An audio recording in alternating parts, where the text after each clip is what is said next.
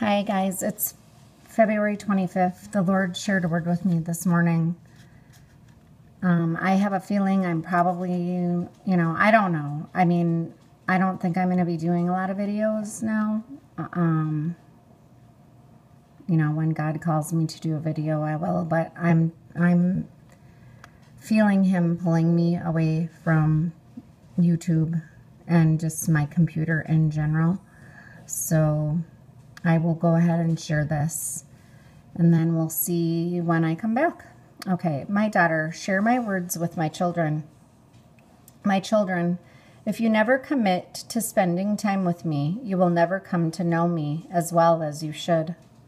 You will fail to recognize me when I am standing right in front of you. You must come to know me through my word. My word will open up a whole new world for you. Our relationship can only grow when you begin to dig deeply into my word and learn who I am. Just ask and I will show you. You will begin to see me in a whole new way, and you will begin to experience me in a way in which you have never before. Put down your machines, put down your books, and pick up my word. I promise I will not disappoint you.